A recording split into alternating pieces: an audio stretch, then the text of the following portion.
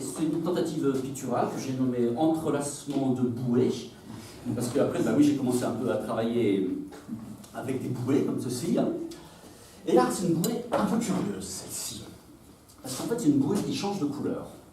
C'est-à-dire que si je la place un instant dans mon dos, hop, vous remarquerez que les petits bouts qui étaient bleus sont devenus rouges.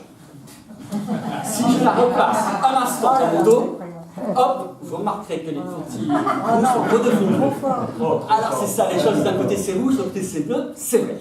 Mais c'est, enfin, rouge et bleu, hein, quand même. Alors lui, en fait, c'est dans son dos, il a une bouée, une bouteille de rhum, une rame, tout ça. Eh bien non, car dans mon dos, je n'ai rien.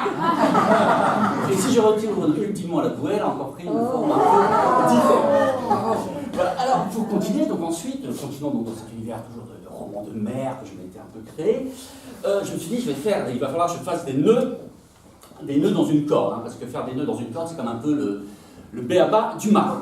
Alors attention, là ça va se compliquer. Hein. On n'est pas à nos cordes. Non. Oh, tu as le corde? Alors, les marins,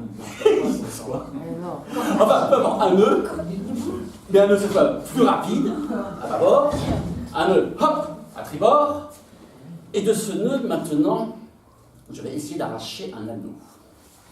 Hop, voilà. Un premier anneau.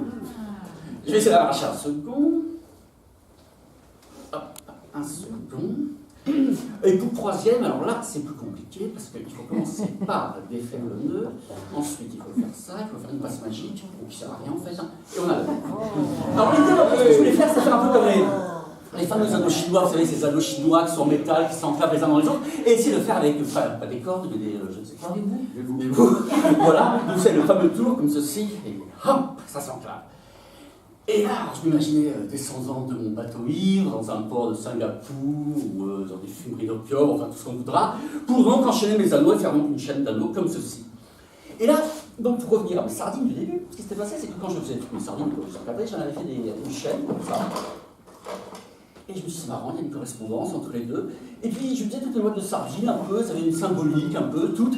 Alors, c'est là que j'ai décidé, en fait, de dire, je vais écrire moi aussi un recueil. Et mon recueil, donc, ça sera les contes de la sardine. Donc, c'est un peu ce processus créatif que je vais vous présenter ce soir.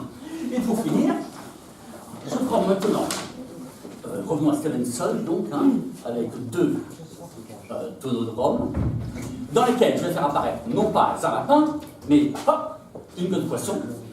Parce que ça finit un peu en queue de poisson, avec le goût de la sardine.